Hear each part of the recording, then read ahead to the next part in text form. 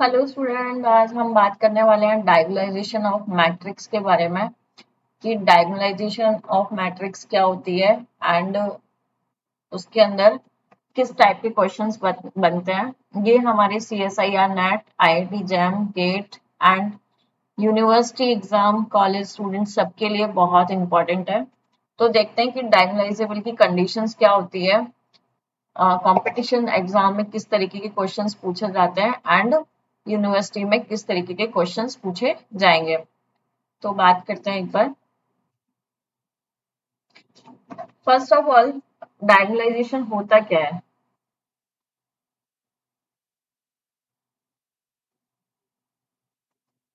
Diagonalisable भी बोल सकते हो, डायगोनलाइजेशन भी बोल सकते हो। तो डायगोनलाइजेशन की डेफिनेशन क्या बोलती है? एक square matrix A, square matrix A, square matrix A, square matrix A of order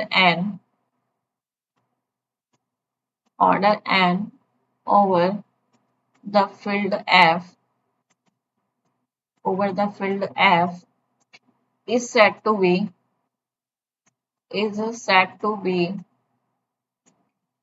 diagonalizable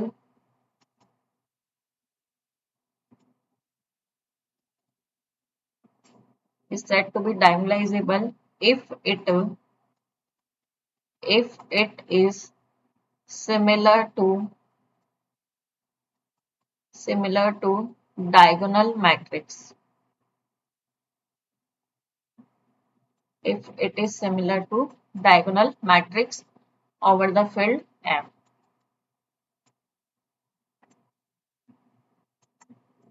Right? तो डेफिनेशन बोलती है कि एक स्क्वायर मैट्रिक्स है A, order N over the field F is said to be diagonalizable if it is similar to diagonal matrix. तो पहले पता होना चाहिए कि डायगोनल मैट्रिक्स क्या होती है। तो डायगोनल मैट्रिक्स क्या होती है और इसकी कंडीशन क्या होती है डायगोनलाइजेशन की? P inverse AP is equals to D। P inverse AP is equals to D। D क्या है हमारे पास? Diagonal matrix. ए क्या है? जो मैट्रिक्स, गिवन मैट्रिक्स। पी हमारे पास क्या, कौन सी मैट्रिक्स कहलाएगी? जो आइगन वेक्टर्स हम निकालेंगे, आइगन वेक्टर से जो हमारे पास मैट्रिक्स बनेगी वो हमारे पास कहलाती है पी मैट्रिक्स, और पी इनवर्स हमें निकालना है। अब देखो, डिपेंड करता है कि अगर आपके पास, आप कॉम्पिटिटिव एग्जाम की तैयारी करते हो तो वहां पे उसका लेंथी फॉर्मूला आपको यूज नहीं आएगा। लेकिन आप अगर किसी कॉलेज स्टूडेंट हो, अगर आप एग्जाम लिख रहे हो, सब्जेक्टिव क्वेश्चंस है, तो सब्जेक्टिव क्वेश्चंस को निकालने का तरीका यही है। तो इसके लिए सबसे पहले हमें eigen values and eigen vector पता होना चाहिए।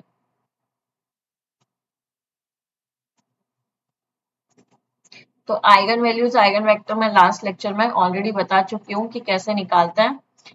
Eigen values and eigen vector अगर आपको निकालना आता है तो इजीली आप डायगोनलाइजेशन निकाल सकते हो। अब देखो, फर्स्ट कंडीशन क्या बोलती है कि कोई भी मैट्रिक्स डायगोनलाइजेबल कब होगी? If A has distinct eigen values। अगर कोई भी मैट्रिक्स के आइगन वैल्यूज डिस्टिंक्ट है तो then if it is diagonalisable.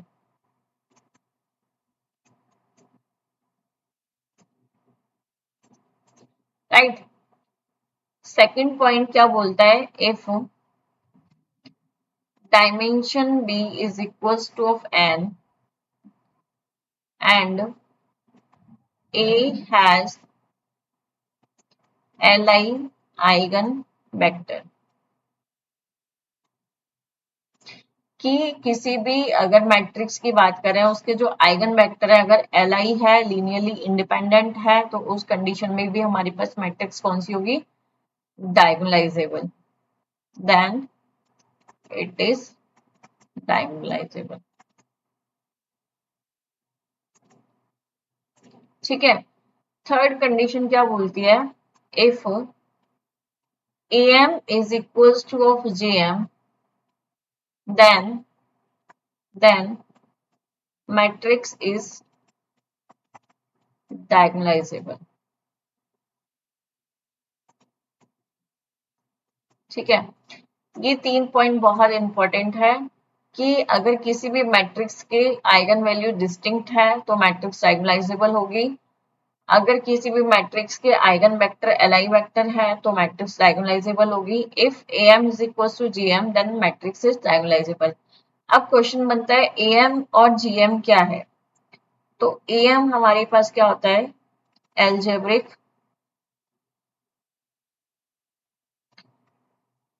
Multiplicity. ठीक है, और gm होता है हमारे पास ज्योमेट्रिक मल्टीप्लिसिटी। ठीक है, इसको कैसे निकालता है वो हम देखेंगे कि am कैसे निकालते हैं किसी भी मैट्रिक्स का, gm कैसे फाइंड आउट करते हैं वो हम आगे देखेंगे। ठीक है, अब नेक्स्ट इज इसके कुछ और पॉइंट्स हैं डायगोनलाइजेबल के लिए।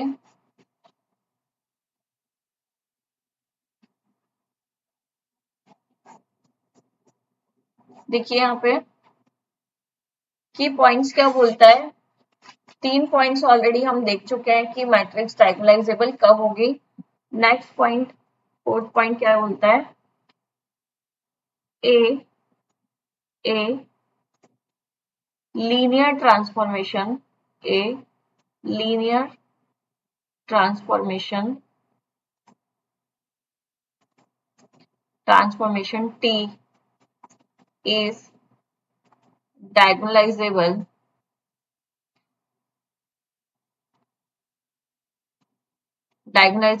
if it is minimal polynomial. Polynomial is the product of linear factors. Its roots all have multiplicity 1, right. इसका मतलब क्या है कि कोई भी मैट्रिक्स डायगोनलाइजेबल कब होगी, जब उसके जो मिनिमल पॉलिनोमियल का जो प्रोडक्ट है उसकी मल्टीप्लिसिटी क्या होनी चाहिए, लीनियर होनी चाहिए। जैसे मान लो कि हमें यहाँ पे दे दिया कि λ-1, λ-2, λ-7। ठीक है, ये हमारे पास कोई भी एक इक्वेशन बन रही है, कैरेक्टरिस्टिक पॉलिनोमियल इक्वेशन। अब हम यहाँ पे देखेंगे मिनिमल पॉलिनोमियल, तो इसके जो लीनियर फैक्टर की हम बात करें, इसकी जो पावर है, पावर हमारे पास क्या मिल रही है, 1 1 1। तो ये क्या कहलाएगा, इसका मिनिमल पॉलिनोमियल, मतलब लीनियर फैक्टर होने चाहिए। पॉइंट 5 क्या बोलता है कि मैट्रिक्स डायगोनलाइजेबल कब होगी, A is diagonalizable if there exist bases which contain only Li eigenvector।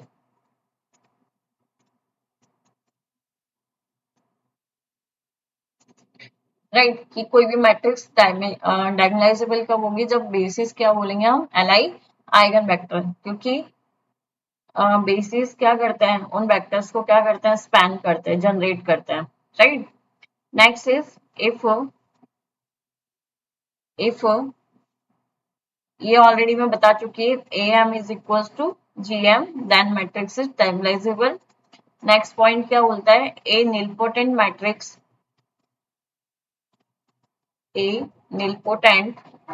Matrix is diagonalizable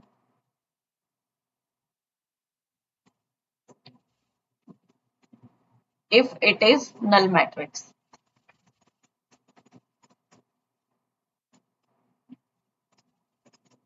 अब देखो, मान लो कि आपके पास ये मैट्रिक्स है 0 0 0 0 और एक मैट्रिक्स है आपके पास 0 1 0 0। दोनों आपके पास नीलपोटेंट मैट्रिक्स है, ये भी नीलपोटेंट है, ये भी नीलपोटेंट है। लेकिन डायगोनलाइजेबल की अगर हम बात करेंगे कि कौन सी मैट्रिक्स डायगोनलाइजेबल होगी दोनों में से, तो कौन सी होगी? ये वाली। क्यों ये नहीं होगी? बिकॉज क्या है, ये हमारे पास नल मैट्रिक्स नहीं है, राइट। नेक्स्ट पॉइंट क्या बोलता है?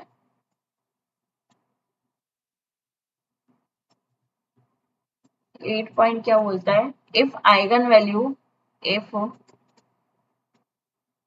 Eigen value of A, eigen value of A R purely complex number, then A is not diagonalizable. A is not diagonalizable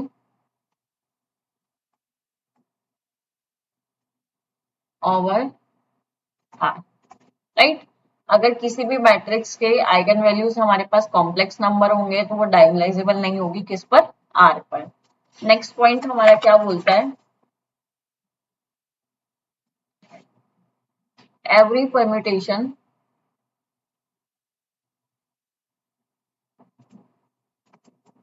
every permutation matrix is diagonalizable over C। ठीक है कि every permutation matrix diagonalizable होगी over सी। Real पे क्यों नहीं होगी? अगर हमारे पास उसकी लेंथ अगर एक और एक, दो से ज्यादा है, अगर उसकी लेंथ अगर हमारे पास दो से ज्यादा आती है तो वो किस पे डायगोनलाइजेबल होगी? सी पर। ओवर आर पे तब होती है जब उसकी लेंथ हमारे पास 1 या 2 हो। नेक्स्ट यही है, a permutation matrix, a permutation matrix is diagonalizable, is diagonalizable R if it is either of, if it is sigma either or of order 1 और 2, राइट। कि कोई भी परम्यूटेशन मैट्रिक्स डायगोनलाइजेबल कब होगी? आर पर ओवर आर तब होगी जब उसका ऑर्डर 1 या 2 होगा। अगर 2 से ज्यादा है तो वो किस पे डायगोनलाइजेबल होगी? सी पर। नेक्स्ट पॉइंट क्या बोलता है? Every real number, every real symmetric, every real symmetric matrix is diagonalizable, is diagonalizable over R, right. अब सिमेट्रिक मैट्रिक्स कौन सी होती है हमारे पास? A B C B D F and C F E, right. तो ये हमारे पास कौन सी मैट्रिक्स हो गई? सिमेट्रिक मैट्रिक्स हो गई। तो ये हमारे पास क्या होगी? डायगोनलाइजेबल होगी। अब हम एग्जांपल्स देखेंगे कि किस तरीके से, दोनों फॉर्म में देखेंगे, एक शॉर्ट फॉर्म में भी और लेंथ। अगर कॉम्पिटिटिव एग्जाम में आता है तो कैसे ट्रिक से हम उसको सॉल्व करेंगे, और अगर हमारे पास सब्जेक्टिव की बात करते हैं तो किस तरीके से उसको सॉल्व करेंगे, राइट। तो उसके लिए पहले आपको आइगन वैल्यूज और आइगन वेक्टर निकालना आना चाहिए, और डायगोनल मैट्रिक्स का आपको पता होना चाहिए किस तरीके से डायगोनल मैट्रिक्स की बात करते हैं। ठीक है, अब देखो एग्जाम्पल पे हम बात करते हैं। A इज इक्वल्स टू, कोई मैट्रिक्स हमें दे रखी है, एक मिनट, एक मैट्रिक्स हमें दे रखी है जिसको हम कंप्लीट सॉल्व करके दिखाएंगे पी इनवर्स एपी से।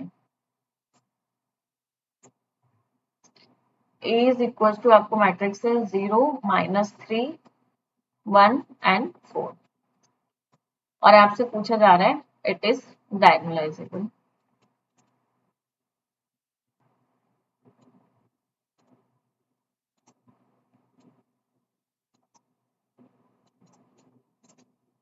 राइट। तो सबसे पहले इस मैट्रिक्स को हम सॉल्व करेंगे। तो इस मैट्रिक्स की जो आइगन वैल्यूज है, आइगन वैल्यूज मैंने निकालना बताया था, कैसे निकालता है, a माइनस लैम्डा ऑफ आई का डिटरमिनेंट निकाल लो। क्या बनेगा आपके पास, क्योंकि इसका हमको क्या करना है, कैरेक्टरिस्टिक पॉलिनोमियल निकालना है। तो यहाँ से क्या बनेगा आपके पास, मैट्रिक्स कौन सी है, ए मैट्रिक्स आपको दे रखी है। तो यहाँ से मैट्रिक्स का डिटरमिनेंट कितना बनेगा, 0 minus 3 1 and 4 minus lambda, right. इसको जब आप सॉल्व करोगे तो आपके पास कितना आएगा, यहाँ से 0 आएगा, सॉरी ये 0 माइनस लैम्डा हो जाएगा, यहाँ पे ये हो जाएगा कितना, -3। तो ये सॉल्व करोगे तो यहाँ पे वैल्यूज हमारे पास क्या बन रही है, फर्स्ट बन रही है 0 minus lambda multiply 4 minus lambda, और ये ऑलरेडी माइनस है तो ये कितना हो जाएगा, प्लस का 3 इज इक्वल्स टू 0। यहाँ से इसको सॉल्व करोगे तो लैम्डा की जो वैल्यू आएगी वो आएगी आपके पास 3 एंड 1, राइट। अब लैम्डा की 3 वैल्यू और 1 वैल्यू के लिए हमें क्या निकालना है, उसके आइगन वेक्टर्स निकालना है। तो मैं आइगन वेक्टर्स डायरेक्ट लिखूंगी क्योंकि ऑलरेडी मैं बता चुकी हूँ। तो आइगन वैल्यू वेक्टर निकालने के लिए हम क्या लिखते हैं, a minus lambda of I multiply x is equals to 0। तो यहाँ पे लैम्डा इज इक्वल्स टू किसके लिए निकालोगे आप, 4, लैम्डा इज इक्वल्स टू 3 के लिए निकालना है पहले, एंड फिर 4 लैम्डा इज इक्वल्स टू 1 के लिए आपको आइगन वेक्टर्स निकालने हैं, राइट। तो फर्स्ट के लिए क्या हो जाएगा, a minus 3i x is equals to 0। तो कंडीशन क्या बनेगी आपके पास, ए मैट्रिक्स क्या दे रखी है, 0 -3 1 एंड 4 माइनस कितना हो जाएगा, 3 0 0 3, सॉरी आई से मल्टीप्लाई करना है, यस, और मल्टीप्लाई में कितना हो जाएगा हमारे पास x। तो यहाँ से हो जाएगा x1 एंड x2, और ये हो जाएगा 0 एंड 0। जब आप इसको सिंप्लीफाई करोगे तो आपके पास वैल्यू क्या बनेगी, फर्स्ट आइगन वेक्टर बनेगा आपके पास -1 एंड 1, राइट। तो ये तो लैम्डा इज इक्वल्स टू 3 के लिए। अब हमें निकालना है लैम्डा इज इक्वल्स टू 1 के लिए। तो a माइनस क्या बनेगा, i into x is equals to 0। तो लैम्डा इज इक्वल्स टू 1 के लिए आइगन वेक्टर क्या होगा हमारे पास, निकाल सकते हो आप यहाँ से। तो आपके पास आइगन वेक्टर आएगा -3 एंड 1, राइट। अब देखो डायगोनलाइजेबल के लिए हमने ऑलरेडी बताया था कि कंडीशन क्या लगानी है, P inverse A P is equals to क्या होना चाहिए हमारा D। तो P इनवर्स कैसे निकालते हैं, A मैट्रिक्स गिवन है P। तो P मैट्रिक्स हमारी क्या बनेगी, यहाँ से जो भी हमारे पास आइगन वेक्टर आए उस आइगन वेक्टर को आप लिख दो यहाँ पे। तो ये क्या बनेगा, -1 एंड 1, ये बनेगा -3 एंड 1। ये हो गई हमारे पास P मैट्रिक्स। अब A मैट्रिक्स ऑलरेडी है तो P इनवर्स हमें निकालना है, राइट। तो यहाँ से P inverse AP is equal to कितना हो जाएगा, -1 -3 1 and 1 minus inverse A matrix कितनी है, 0 -3 1 एंड 4, और P मैट्रिक्स हमारे पास कितनी है, -1 1 -3 एंड 1, राइट। तो इसको हमें सिंप्लीफाई करना है। तो P इनवर्स निकालना आता ही होगा सबको। P इनवर्स का मतलब क्या होता है, adjoint of P upon determinant of P, right. तो इस मैट्रिक्स का पहले डिटरमिनेंट फाइंड आउट कर लो। तो डिटरमिनेंट तो इसका क्या है, नॉट इक्वल टू 0 है।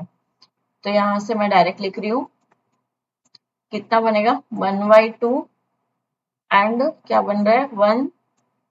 यहाँ पे वैसे भी आप चेक कर सकते हो, सिंबल्स एक्सचेंज हो जाएंगे इधर। तो ये हो जाएगा 1 और ये हो जाएगा -1, ये हो जाएगा आपके पास 3 और ये हो जाएगा -1। और इस मैट्रिक्स का डिटरमिनेंट कितना होगा, ये हो गया माइनस का 1 और प्लस का 3, ठीक है। तो यहाँ से इसको सॉल्व करोगे तो आपके पास आएगा 1/2।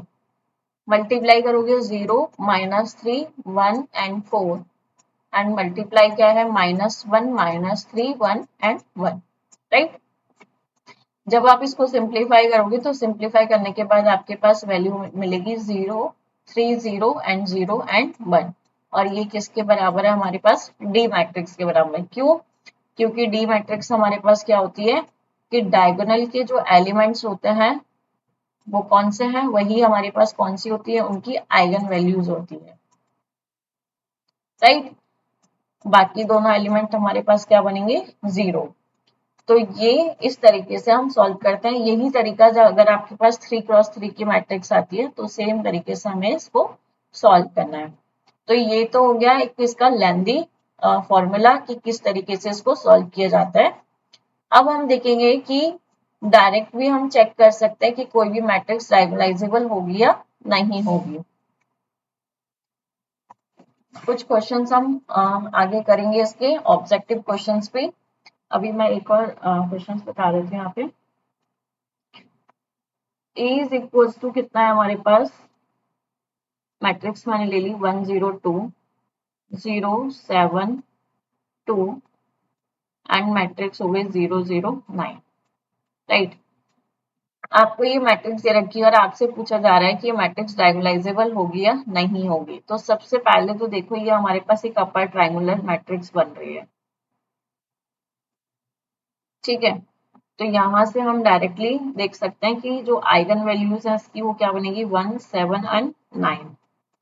ये इसकी आइगन वैल्यूज हो गई। और हमने एक पॉइंट पढ़ा था कि A has distinct eigen values, तो मैट्रिक्स हमारे पास क्या होगी, डायगोनलाइजेबल होगी। तो आप इस तरीके से भी इसको देख सकते हो कि तीनों जो इसके आइगन वैल्यूज है वो क्या है, डिफरेंट है। तो हमारे पास मैट्रिक्स होगी आइगन डायगोनलाइजेबल। एक और तरीका है इसका, अब ये मैट्रिक्स है आपके पास, इस मैट्रिक्स का आप एम और जीएम निकाल लो, ठीक है। एम कैसे निकालते हैं किसी भी मैट्रिक्स का, अगर आपके पास आइगन वैल्यूज डिस्टिंक्ट है तो 1 के लिए जो उसका एम होगा वो भी कितना होगा, 1 होगा। 7 के लिए भी कितना होगा, 1 होगा। और 9 के लिए भी कितना होगा, 1 होगा, राइट। क्यों, क्योंकि हमारे पास जो कंडीशन बनेगी वो क्या बनेगी, लैम्डा माइनस 1, लैम्डा माइनस 7 और लैम्डा माइनस 9। तो इनकी जो पावर है वो कितनी है, 1 1 1। तो यही उसकी क्या कहलाती है, एल्जेब्रिक मल्टीप्लिसिटी, ठीक है। तो 1 के लिए 1 हो गया, 7 के लिए 1 हो गया, 9 के लिए 1 हो गया। अगर हमारे पास ज्योमेट्रिक मल्टीप्लिसिटी भी सेम आ जाती है तब तो हम बोल सकते हैं उसको डायगोनलाइजेबल है, अदरवाइज हमको चेक करना पड़ेगा। अब देखो यहाँ पे अगर तीनों आइगन वैल्यूज डिफरेंट है तो ऑफ कोर्स इसका जो जीएम होगा, जीएम भी हमारे पास 1 के लिए 1 होगा, जीएम 7 के लिए 1 होगा और जीएम 9 के लिए भी कितना होगा, 1 होगा। तो हम यहाँ से भी बोल सकते हैं कि एम इज इक्वल टू कितना है, जीएम है। तो यहाँ से भी हम चेक कर सकते हैं कि ये भी हमारे पास मैट्रिक्स क्या है, डायगोनलाइजेबल, ठीक है। अब जीएम कैसे निकालते हैं, एएम का तो तरीका हमें पता है कि उसका क्या कर दो, मिनिमल पॉलिनोमियल बना दो और उसका लीनियर फैक्टर देख लो कि जो मल्टीप्लिसिटी है उसकी कितनी होनी चाहिए, 1 होनी चाहिए। जीएम कैसे निकालते हैं, आपके पास पहली आइगन वैल्यूज कितनी है, यहाँ पे 1 है। तो for lambda is equal to 1 के लिए हमें क्या निकालना है, उसके आइगन वेक्टर्स चेक करना है। तो कंडीशन क्या बनती है, ए माइनस लैम्डा ऑफ आई होता है तो यह हो जाएगा ए माइनस ऑफ आई, ठीक है। तो इसको लिखोगे तो आपके पास टर्म क्या बनेगी, ये बनेगी 1 minus lambda 0 2 0 7 minus lambda 2 0 0 9 minus lambda. मैं एक तरीके से लिख के दिखा रही हूँ। अब यहाँ पे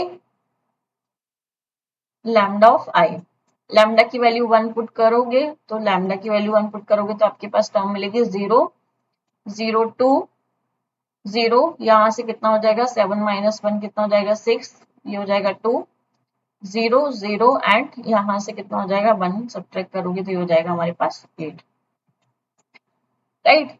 अब देखो कि यहाँ पे हमारे पास टर्म्स क्या बन रही है, 0 0 2 0 0 6 0 0 8। अब इसको हम अगर सिंप्लीफाई करते हैं तो सिंप्लीफाई कर सकते हैं इजीली। यहाँ पे अगर ट्रांसफॉर्म्स लगाएंगे तो ट्रांसफॉर्म क्या बनेगा, R3 माइनस 4R1, राइट। तो 4R1 पे जब आप लगा रहे हो तो आपके पास कंडीशन क्या बनेगी, पहली तो बनेगी 0 0 2, दूसरी बनेगी 0 6 2 एंड 0 0 कितना हो जाएगा यहाँ पे 0। तो देखो जीएम के लिए जीएम क्या होता है हमारे पास, ज्योमेट्रिक मल्टीप्लिसिटी कहलाती है उसकी नलिटी के बराबर। किसी भी मैट्रिक्स की नलिटी ए माइनस किसके लिए निकाल रहे हो, लैम्डा ऑफ आई के लिए, ठीक है, मतलब लैम्डा की वैल्यू 1 के लिए। तो यहाँ पे ज्योमेट्रिक मल्टीप्लिसिटी होगी, कितनी होगी इसकी, क्योंकि नंबर ऑफ नलिटी क्या कहलाएगी, अब नलिटी सबसे पहले पता होना चाहिए इसके लिए। नलिटी होती है कि जो भी मैट्रिक्स है उस मैट्रिक्स में नंबर ऑफ रोज कितने, 0 है। तो यहाँ पे हमारे पास पूरी एक रो 0 है, तो इसकी मैट्रिक्स जीएम कितनी हो जाएगी, 1 हो जाएगा। क्यों, क्योंकि इसकी नलिटी कितनी है, 1। तो हमने यहाँ पे ऑलरेडी लिखा था कि अगर डिफरेंट आइगन वैल्यूज हैं तो am इज इक्वल टू भी 1 होगा और gm 1 के लिए भी कितना होगा, 1। और वो हमने चेक करके भी देख लिया कि इसकी नलिटी कितनी बन रही है हमारे पास, 1, राइट। इसी तरीके से आप चेक कर सकते हो किसके लिए,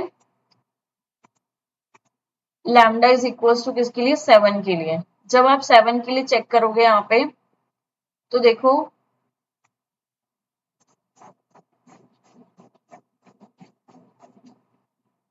7 के लिए मैं यहाँ पे चेक कर रही हूँ, तो देखो क्या बनेगा, a माइनस 7i, राइट। तो इसको सॉल्व करोगे, यहाँ पे 7 रख दो, इसकी वैल्यू मिलेगी यहाँ पे माइनस का 6, 0 2 0, कितना निकालना है, 7 निकालना है, ये हो गया 0, ये हो गया 2 0 0, और ये कितना हो जाएगा, 7 यहाँ से सब्ट्रैक्ट करोगे तो ये हो जाएगा 2, राइट। अब वही ट्रांसफॉर्म लग जाएगा यहाँ पे R3 माइनस R2, सिंप्लीफाई करोगे तो क्या बनेगा, माइनस 6 0 2 0 0 2 एंड 0 0 0, राइट। तो यहाँ पे नंबर ऑफ रो कितनी मिल रही है हमारे पास, 1 0 मिल रहा है।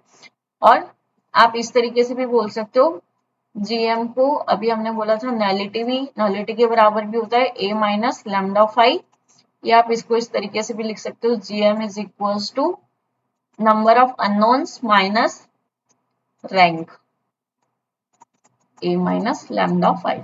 आप ये भी कर सकते हो। अब यहाँ पे नंबर ऑफ अननोन की बात करें तो 3 है, और इस मैट्रिक्स की अगर हम रैंक देखें तो रैंक कितनी हो गई, 2 हो गई, क्योंकि नंबर ऑफ नॉन जीरो रोज कितनी है हमारे पास, 2।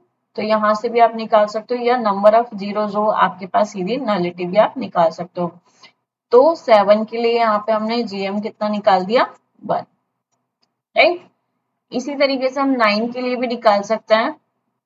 तो जब a माइनस 9i करोगे यहाँ पे तो टर्म क्या बनेगी आपके पास, टर्म बन रही है यहाँ पे 9, यहाँ पे सब्ट्रैक्ट करोगे तो ये बनेगा माइनस का 8 0 2 0, ये हो जाएगा माइनस 2 2 0 0, और किसके लिए निकाल रहे हैं हम, 9 के लिए, तो ये हो जाएगा 0।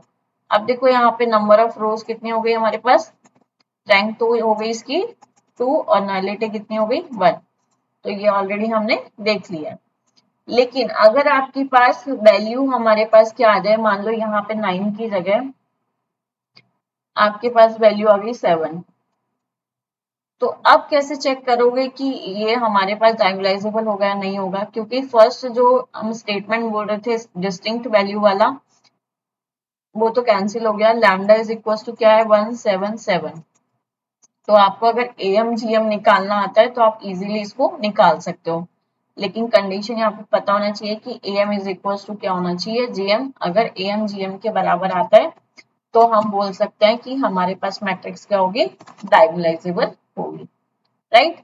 तो आगे हम और एग्जांपल्स देखेंगे इसके, कि इसके ऑब्जेक्टिव एग्जांपल्स भी देखेंगे और कुछ इसके सब्जेक्टिव एग्जांपल्स भी देखेंगे। Thank you.